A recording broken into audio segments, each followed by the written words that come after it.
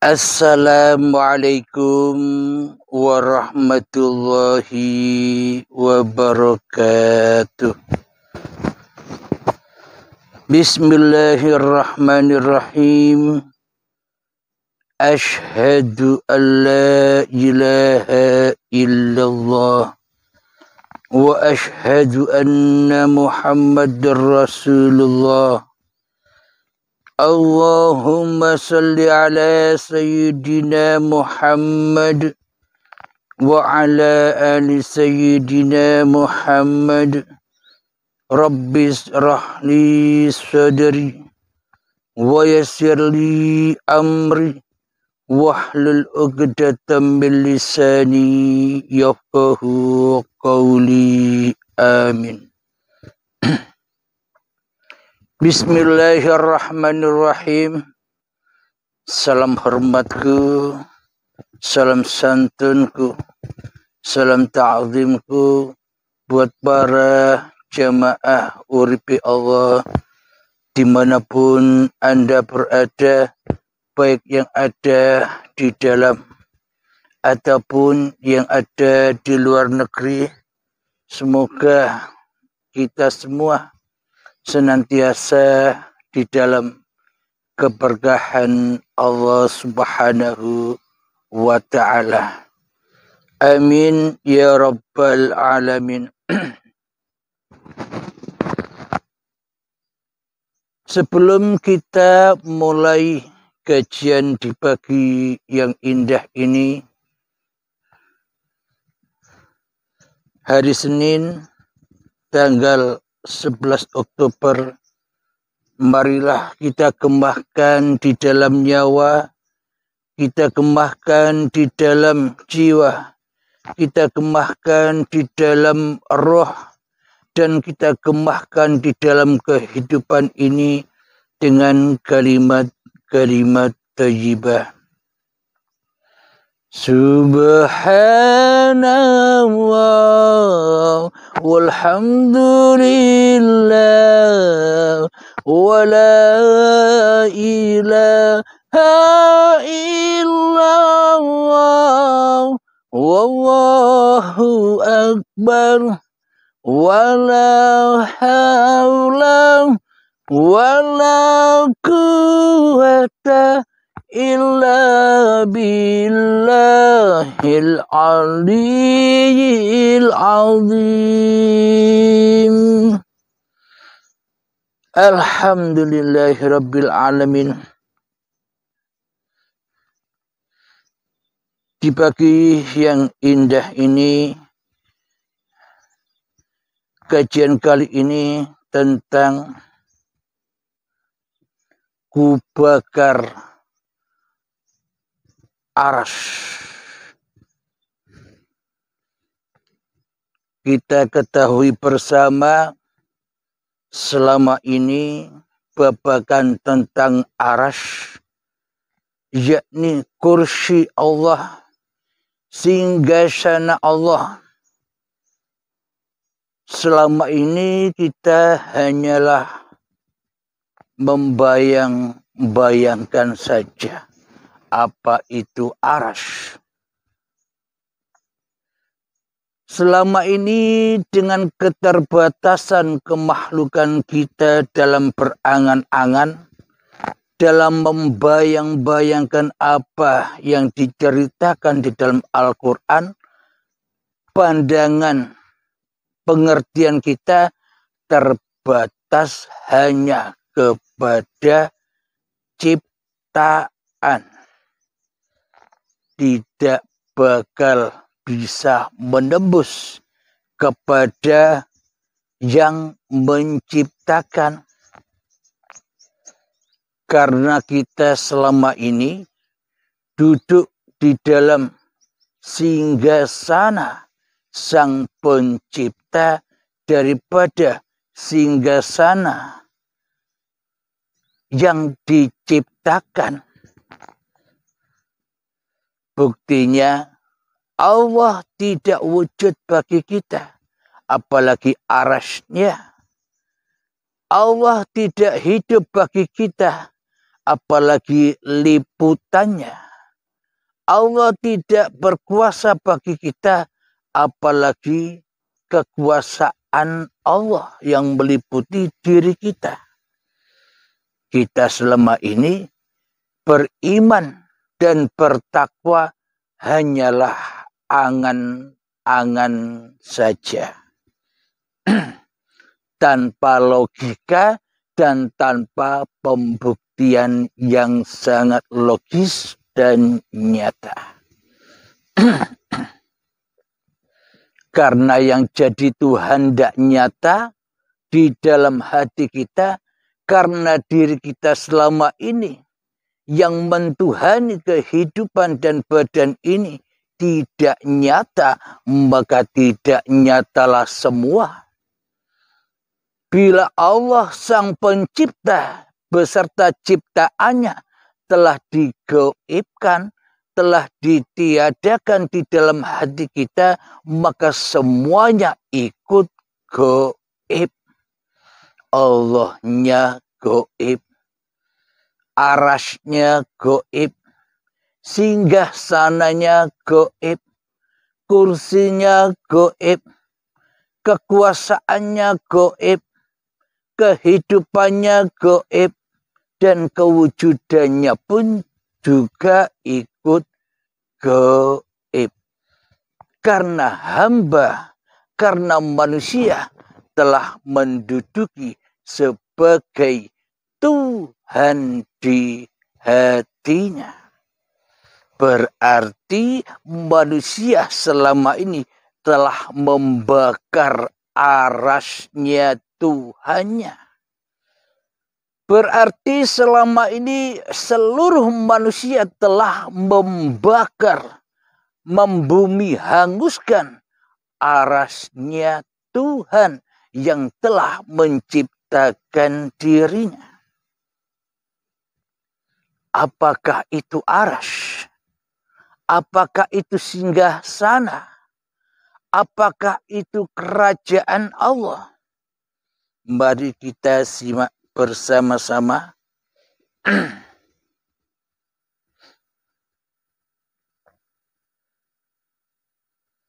Di dalam Al-Quran disebutkan dalam surat Toha ayat yang ke-5 di dalam surat Toha. Bismillahirrahmanirrahim. Ar-Rahmanu 'alal 'arsy istawa. Yaitu yang Maha Pengasih dan yang bersemayam di atas arsy. Apa maknanya ini?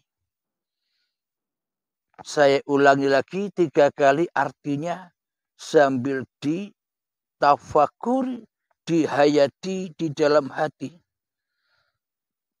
Ar-Rahmanu 'alal 'arsy istawa. Yang Maha Pengasih yang bersemayam di atas arsy. Yang Maha Pengasih yang bersemayam di atas arsy. Mari kita buka pelan-pelan, hayati, tafakuri ayat ini. Yang Maha Pengasih yang bersemayam di atas arsy. Pengasih atau penyayang. Siapakah yang punya sifat kasih dan sayang? Contoh di dalam aplikasi kehidupan kita, kita mempunyai, kita merasa kasih dan sayang kepada istri, kepada suami. Kita merasa punya kasih dan sayang kepada anak, kepada cucu, kepada saudara-saudara, kepada orang tua terkhususnya. Sifat kasih dan sayang itu ada tumbuh, muncul, wujud karena ada apa? Jadi sifat kasih dan sayang itu ada, sifat kasih dan sayang itu wujud, sifat kasih dan sayang itu muncul ketika manusianya masih hidup. Jika manusianya tidak hidup, apakah ada kasih dan sayang? Bila manusianya tak ada di dunia ini, apakah ada sifat kasih dan sayang? Apabila manusia tidak diciptakan ke dunia ini, apakah mungkin manusia punya sifat kasih dan sayang? Ketika badan ini tidak dicipta oleh Allah, apakah badan punya sifat kasih dan sayang? Lalu siapakah sebenarnya yang punya sifat kasih dan sayang itu? Badan inikah ataukah hidup yang menghidupi badan ini? Berarti yang punya kasih dan sayang kan uripe Allah, hidupnya Allah. Akan tetapi selama ini kita telah membakar, membumi, hanguskan uripe Allah menjadi uripe manusia kita. Uripe Allah itulah yang disebut Arsyil Azim. Itulah uripe Allah. Jadi jangan bayang-bayangkan lagi kursinya Allah, arasnya Allah, Sidratul Muntaha, kekuasaan Allah, singgasana Allah, kerajaan Allah, banyak sebutannya sudah diringkas, diikat jadi satu, tancapkan kepada pokok dan sumbernya semua sebutan itu, yakni uripe Allah. Itulah kursinya Allah, itulah singgasananya Allah, itulah Arsyil Azimnya Allah. Tapi selama ini kita membumi hanguskan arasnya Allah, membakar arasnya Allah menjadi arasnya manusia kita. Kita selama ini membakar arasnya Allah menjadi singgasana manusia kita di hati kita. Kita selama ini membakar arasnya Allah dengan mengaku-akui di dalam hati kita bahwa hidup inilah hidup manusia kita. Itulah bukti bahwa kita selama ini telah membakar arasnya Allah menjadi milik manusia kita. Apakah kita tidak menyadari itu? Wahai sahabat, silahkan ditafakuri, silahkan dihayati, agar nanti ketika latihan yang 3 menit Anda benar-benar bisa mengembalikan lagi arasy Anda, hidup Anda kepada Arsyil Azim, kepada arasnya Allah, kepada uripe Allah, kepada singgasana Allah, kepada kerajaan Allah, kepada kursi Allah. Inilah bukti bahwa kita selama ini mengambil arasnya Allah, dijadikan sebagai milik kita. Inilah cikal bakal pangkal-pangkalnya manusia sama-sama makan buah yang terlarang. Buah pengakuan-pengakuan hidup ini hidup manusiaku. Buah huldi, pengakuan-pengakuan bahwa badan ini badan milikku. Buah pengakuan-pengakuan bahwa ilmu ini adalah ilmuku. Buah pengakuan bahwa amal ibadah ini, sholat ini, aku yang berkuasa melakukannya. Itulah buah-buah khuldi, buah-buah pengakuan. Karena kita sudah membakar arasnya Allah. Bagaimana mungkin hidup badan ibadah sholat yang kita lakukan bisa diterima? Sedangkan kita posisinya terbakar arasnya Allah di hati kita. Kita membakar singgasana Allah di hati kita. Kita membakar uripe Allah di hati kita. Kita membakar kekuasaan Allah di hati kita. Kita membakar pemeliharaan Allah di hati kita. Kita membakar pemeliharaan, penjagaan, kecukupan, kasih sayangnya Allah di hati kita selama ini. Apakah mungkin hidup, badan, amal, dan ilmu kita berlaku di sisi Allah? Tidak, wahai sahabatku.